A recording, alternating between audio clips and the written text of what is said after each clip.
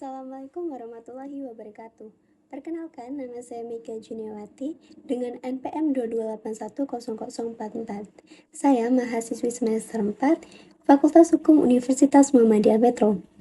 Dibuatnya video ini sebagai pemenuhan tugas ujian akhir semester genap tahun ajaran 2023-2024 dengan mata kuliah Al-Islam dan Kemuhammadiyahan 4 yang diampu oleh Bapak Haryanto MSOS.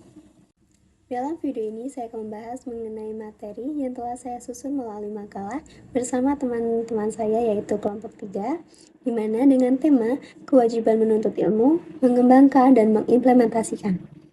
Sebelum memulai pembahasan dalam makalah, maka saya akan menjelaskan mengenai seberapa penting sih menuntut ilmu itu. Tanpa adanya ilmu, manusia ini tidak dapat melakukan segala hal. Jadi, menuntut ilmu merupakan suatu kewajiban atau suatu keharusan seseorang sebagai hamba Allah. Jika terdapat seseorang yang tidak memahami mengenai kewajibannya sebagai hamba Allah, lalu bagaimana bisa dia memperoleh kebahagiaan dan keselamatan di dunia dan di akhirat? Dalam pandangan Islam, ilmu merupakan suatu keistimewaan yang dapat menjadikan manusia ini lebih unggul daripada makhluk lain untuk menjalankan kekhalifahan. Dalam Al-Quran dan Hadis juga disebutkan beberapa kali mengenai kedudukan umat Islam yang berilmu, di mana kedudukan umat Islam yang berilmu ini memiliki kedudukan yang lebih tinggi. Dalam mengembangkan ilmu, ini akan melibatkan diri kita dalam proses pembelajaran yang berkelanjutan. Sedangkan mengimplementasikan ilmu yaitu dengan kita menentukan langkah berikutnya, di mana ini merupakan sama pentingnya, di mana kita memberikan kontribusi yang berharga. Memulai pada pembahasan yang pertama yaitu mengenai perintah menuntut ilmu.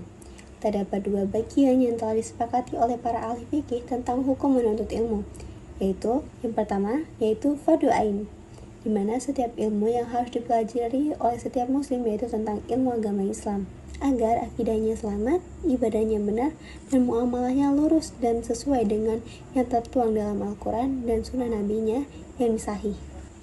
Yang kedua yaitu fardu kifayah, di mana ilmu ini memperdalam ilmu-ilmu syariat dengan mempelajari, menghafal, dan membahasnya.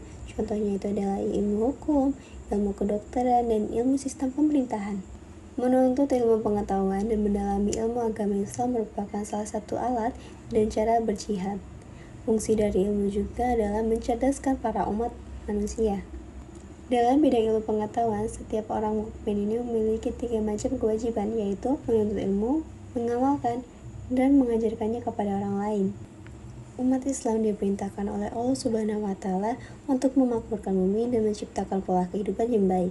Nah, dengan ilmu pengetahuan inilah sebagai sarana kita untuk mencapai tujuan tersebut. Memasuki pada pembahasan yang kedua yaitu mengenai keutamaan orang yang berilmu. Dalam pembahasan yang pertama sudah saya katakan mengenai kedudukan orang berilmu ini lebih tinggi daripada makhluk lain, di mana dalam kedudukan orang yang sedang menuntut ilmu ini akan disamakan dengan orang yang sedang berjihad. Dalam pembahasan ini terdapat hadis yang melafazkan man salaka tariqan yaltamisu fihi ilman sahalallahu lahu bihi tariqan ila jannah, yang artinya, barang siapa yang menempuh suatu jalan menuju ilmu, maka Allah akan menempatkan pada jalan menuju surga. Hadis riwayat Muslim nomor 2699. Hadis tersebut menjelaskan mengenai keutamaan orang yang menuntut ilmu, yaitu yang pertama, Allah Subhanahu wa Ta'ala akan memberikan kemudahan bagi penuntut ilmu untuk menuju ke surga. Yang kedua, para malaikat akan bertawadu kepada para pencari ilmu sebagai salah satu penghormatan. Yang ketiga yaitu para penghuni langit dan bumi serta ikan dan lautan akan memohon ampun kepada orang yang alim. Yang keempat, orang yang berilmu itu memiliki kedudukan yang lebih utama daripada ahli ibadah. Yang kelima, yaitu orang yang berilmu merupakan pewaris para nabi. Di antara keutamaan orang yang berilmu dan mau mengajarkan ilmunya, yaitu adalah pahala yang terus mengalir meskipun ia telah meninggal. Sekian video dari penjelasan saya. Jika terdapat kekurangan dan kelebihan, saya memohon maaf. Maka saya akhiri video ini dengan mengucapkan doa kafaratul majelis. Bismillahirrahmanirrahim. Subhanakallahumma wa bihamdika asyhadu alla ilaha illa anta astaghfiruka wa atubu ilaik. Saya akhiri. Wassalamualaikum warahmatullahi wabarakatuh.